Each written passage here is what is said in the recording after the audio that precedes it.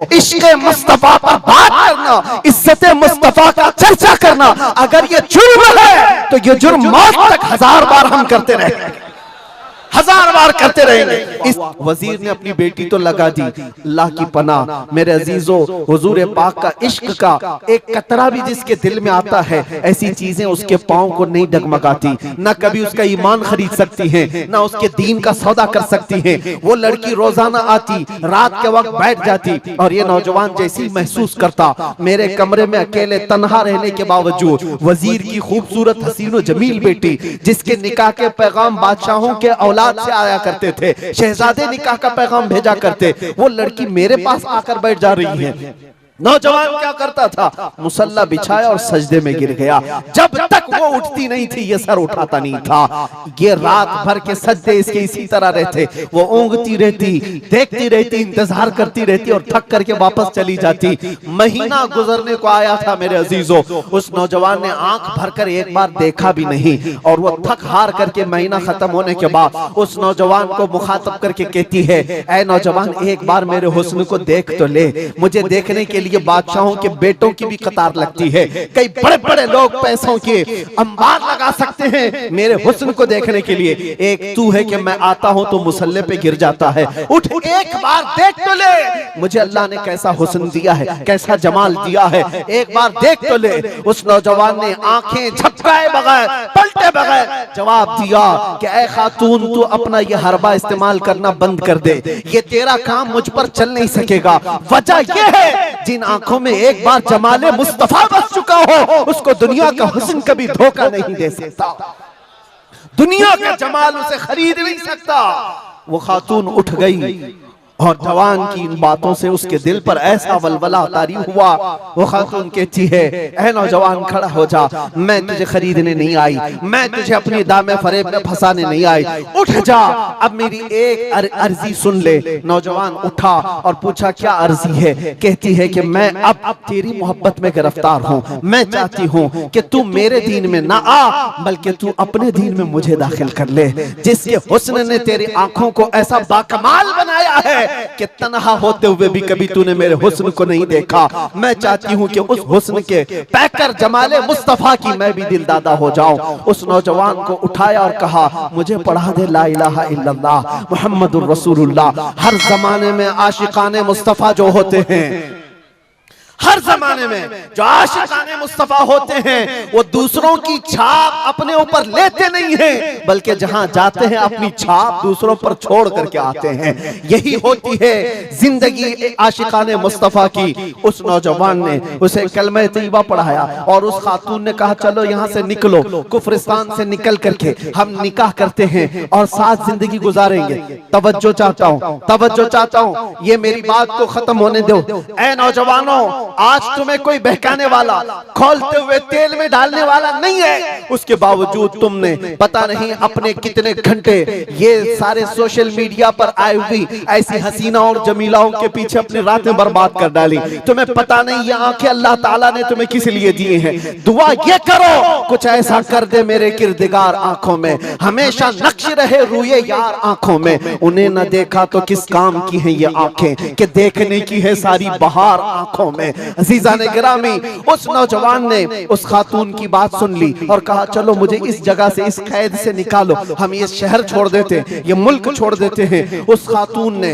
उस नौजवान को आजाद किया और साथ लेकर चल पड़ी, शहर भी छोड़ दिया, बाहर निकल पड़े। रात का वक्त है, अचानक वो आधा रास्ता तय किए कि पीछे से घोड़ों के दौड़ने की आवाज आई। तवज्जो चाहता हूँ, एक फौज आ रही है और हिनहिनाने वाले घोड़ों की आवाजें आने लगी। दोनों डर गए, नए लोग हैं, नौजवान लड़का है, नौजवान लड़की है और शहर से भागे हुए हैं, दीन इस्लाम कबूल करके निकले हुए हैं। बादशाह को हो सकता है खबर हो गई होगी, वजीर को पता चल गया होगा कि कैद से निकला हुआ ये फरार मुजरिम हमारा शहर छोड़कर जा रहा है। पूरी फौज आती हुई नजर आ रही थी। ये दोनों एक दरख्त के पीछे ओट पर छुप कर खड़े हो गए। पता नहीं अब इसके आगे क्या होने वाला है, हमें गिरफ्तार कर लिया जाएगा, हो सकता है हमारा भी अंजाम वही होगा जो हमारे दो भाइयों के साथ हुआ। लेकिन इत्तेफाक की बात है, वो घोड़े करीब से करीब आते गए, वो फौज करीब आ गई और जब आ गई तो करीब आकर वो फौज रुक रुक गई। इन्होंने देखा नहीं ये फौज कौन थे, ये लोग कौन थे। दरख्त के पीछे छुपे हुए हैं नौजवान और वो दुशीजा। अचानक आने वाली फौज में से एक गरजती हुई आवाज आती है। नाम लेकर के नौजवान का पुकारा जाता है, ऐ फलां बिन फलां बाहर आ जा, बाहर आ जा।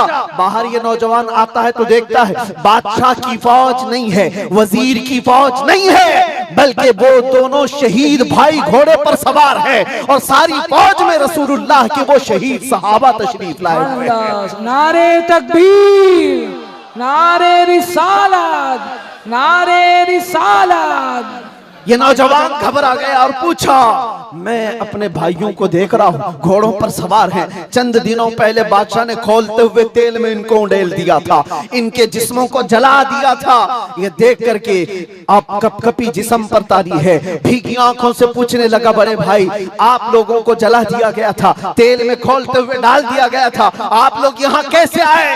दोनों भाइयों ने कहा, ऐ मारे नन्हे भाई, क्या तूने कुरान की आयत नहीं पढ़ी, वला तक़ूलू लिमन युक़तलु फ़ी सबीलिल्लाहि अमवात, अल्लाह की राह में जो मारे जाएं उन्हें मुर्दा न कहो। नौजवान ने पूछा, तुम्हें दर्द कितना हुआ होगा जब जलाया गया था, खोलते हुए तेल में डाला गया था, कर्ब कैसा था, तकलीफ कैसी थी? सवज्जो चाहता है नौजवानों, इश्क़ मुस्तफा में बर्दाश्त किया हुआ दर्द कुछ नहीं होता है। उन नौजवानों ने कहा, दर्द कौन सा, कर्ब कौन सा, तकलीफ कौन सी? तूने हमें डालते हुए देखा है, खोलते हुए तेल में, जलती हुई चमड़ी देखा है, लेकिन हमें दर्द का एहसास नहीं हुआ, इसलिए कि जिस वक्त जल्लाद हमें तेल में डाल रहा था, सामने तो हमें जमाले मुस्तफा नजर आ रहा था। जहां मुस्तफा का हुस्न हो फिर दर्द किस बात का, कर्ब किस बात का? इसीलिए तो सहाबा का ये नारा था, या रसूलुल्लाह, या रसूलल्लाह, कुल्लु मुसीबतिन बादका जुललुन, ऐ अल्लाह के रसूल अगर आप हैं तो फिर हर मुसीबत हल्की है, हर मुसीबत छोटी है। ऐ नौजवानों, दुनिया ने खरीदने की कोशिश की है, लेकिन जो जमाले मुस्तफा का दिलदादा है वो दुनिया के हालात से न बिकता है न झुकता है। अपना मिशन ऐसा बनाओ कि तुम्हें 100-500 रुपए में खरीदे जाने वाली कौम का लक़ब न दिया जाए, बल्कि इकबाल आज से 100 साल पहले कहता था। इकबाल शायर मशरिक, अंग्रेजों ने क्या कहा था हमारे मुतालिक, वो अपने शार में कहा है। अंग्रेज क्या कहते थे? थक गए थे, थक गए थे।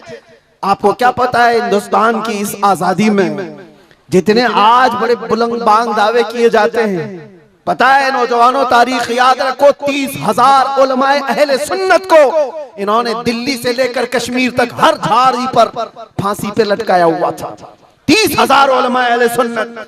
काला पानी की सजा अंडमान निकोबार में किसको दी गई थी? अल्लामा फजले खैराबादी, इनायत अहमद काकोरवी, जिनकी पीठ की हड्डी तोड़ दी गई थी, खड़े नहीं हो सकते थे।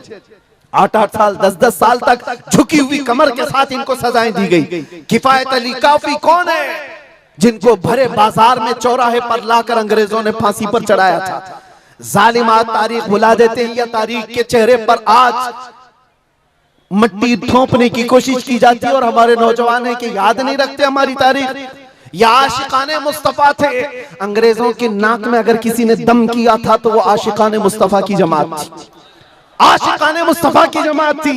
किफायत अली काफी को सूली पर चढ़ा रहे थे, लेकिन जानते हो उससे पहले किफायत अली काफी एक आलिम दीन, एक आलिम दीन, उस आलिम दीन को गिरफ्तार करने के लिए कितने कुत्ते आए थे? 3,000 अंग्रेजों की फौज ने मिलकर के एक आलिम दीन को गिरफ्तार किया था। हमेशा से यही तारीख रही है, हमेशा से। इसलिए कि पता है कि रसूलुल्लाह सल्लल्लाहु ताला अलैहि वसल्लम का शेर 1-2 के काबू में आ भी नहीं सकता, हमेशा घेर कर मारने की आदत कुत्तों की रही। करबला में भी तो यही हुआ, अकेले इमाम हुसैन के साथ सुबह से लेकर दोपहर तक लड़ते रहे। और आपको पता है एक हुसैनी जवान ने 200 यजीदियों को मार डाला है, एक ने। तारीख खाली मरने वालों की ना बताओ, शहीद होने वालों की नहीं बताओ, ये भी देखो हुसैनियों ने कितनों को सुलाया है। एक हुर बिन यजीद जो एक रात पहले इमाम हुसैन के पास आकर बैत किए थे, एक रात पहले, और उन्होंने दूसरे दिन जंग शुरू की थी तो 120 लोगों को मारा था। आप अंदाजा करो, एक रात का हुसैनी 120 को सुला सकता है, तो अंग्रेज अच्छी तरह जानते हैं जो पैदाइशी हुसैनी हो कितनों को सुला सकता है। सब पता है किफायत अली काफी को 7 दिन तक गिरफ्तार करके उनके जिस्म पर इस्त्री चलाते थे, गरम इस्त्री चलाते थे, और जब चमड़ी जलती थी तो उस पर नमक छिड़कते थे। और किफायत अली काफी को बार बार कहते फतवा बदल डालो, आ जाओ हमारे वजारत में, हमारा मनसब ले लो, हर महीने पाउंड दिए जाएंगे, बरतानिया के पाउंड। लेकिन आशिक मुस्तफा डॉलर और बरतानिया के पाउंड पर नहीं बिकता, वो हुस्ने मुस्तफा का दिलदादा होता। 8वें दिन जब उनको फांसी पर चढ़ाया गया था, फांसी कोई आम चीज नहीं है मेरे अजीजों, जिसको सामने देख करके चच्चों की हालत खराब हो जाए। लेकिन किफायत अली काफी फांसी को देखकर कहने लगे थे, कोई गुल बाकी रहेगा न चमन रह जाएगा, पर रसूलुल्लाह का दीन हसन रह जाएगा। सब फना हो जाएंगे काफी वो, लेकिन हश्र तक नाम हजरत का जुबानों पर सुखन रह जाएगा, नाम हजरत का जुबानों पर चलन रह जाएगा। फांसी भी दे दी। ये सारे जो मामलात हुए, आशिकाने मुस्तफा सल्लल्लाहु अलैहि वसल्लम हर जमाने में आजमाए गए। और मैं कह रहा था क्या बात, इधर उधर न जाए बात, अंग्रेज मजबूर होकर ये कहने पर आ गए थे, ये फाकाकश मौत से डरता नहीं जरा, ये फाकाकश मौत से डरता नहीं जरा। आशिकाने मुस्तफा ने हर जमाने में लोगों की नाक में दम कर रखा है, तादाद में थोड़ी ही क्यों ना हो, तादाद में थोड़ी क्यों ना हो, लेकिन डर इनको सबसे लगता है। क्या आपने तारीख नहीं देखी? एक बात मैं बताऊं, बॉडी बनाने वाले, मुक्के आजमाई करने वाले, चाहे तुम्हारे पास जितनी भी ताकत हो, ये जिस्मानी ताकत अपनी जगह पर, हमने देखा है व्हील चेयर पर बैठ करके एक खादिम हुसैन लब्बैक या रसूल अल्लाह कहता था, यूरोप की धरती भी हिलने लगती थी। पता ही चलता है जिस्मानी ताकत का कोई असर नहीं होता, इश्क़ मुस्तफा जहां होता है वो असली ताकत कहलाई जाती है। नारे तकबीर, नारे रिसालत, आशिकाने मुस्तफा, सुभान अल्लाह, सुभान अल्लाह।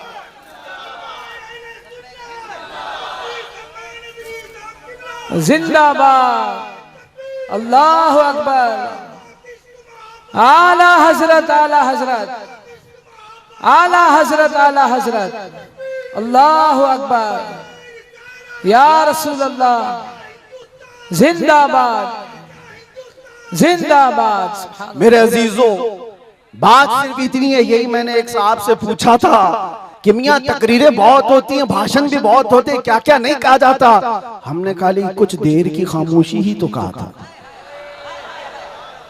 खामोशी कहना क्या इतना बड़ा जुर्म बन गया?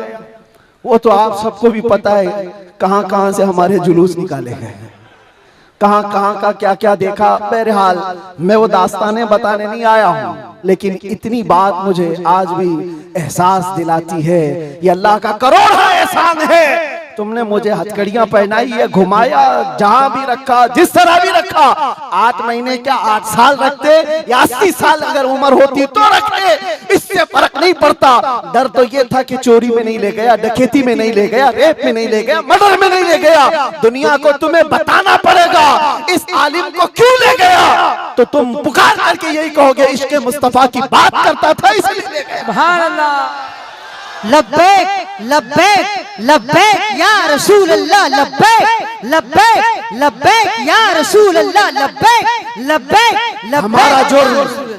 हमारा जुर्म यही तो है, दुनिया को तुम्हें बताना होगा क्या जुर्म किया था, अपनों को भी बताओ और दूसरों को भी बताओ। इसलिए मेरे अजीजों, कई मर्तबा ऐसा हुआ कि हमने अपने साहबों से पूछा भी था कि बात क्या है, छोटी सी बात को इतना ज्यादा क्यों बनाया गया। उन्होंने कहा बात छोटी है, लेकिन हमको ऐसा लग रहा है कि कई सालों से जो मरे हुए वो भी खड़े होने लग रहे हैं, कई सालों से जो सोए हुए हैं वो भी उठने लग रहे हैं। हम नहीं चाहते कि इस तरह का माहौल बन जाए, लेकिन याद रखना मेरे अजीजों, इश्क़ मुस्तफा पर बात करना, इज्जत मुस्तफा का चर्चा करना, अगर ये जुर्म है तो ये जुर्म मौत तक 1000 बार हम करते रहेंगे, 1000 बार करते रहेंगे। इसलिए कि इससे कोई समझौता नहीं। हाँ, हम कानून के खिलाफ कोई बात नहीं करते। अगर अपने नबी पाक की इज्जत की बात करना जुर्म है तो ये जुर्म तो हम करते ही रहेंगे, ये करता रहे, हर नौजवान भी करेगा। नाम मुस्तफा लेना कोई जुर्म नहीं है, हुजूर की इज्जत की बात करना कोई जुर्म नहीं है।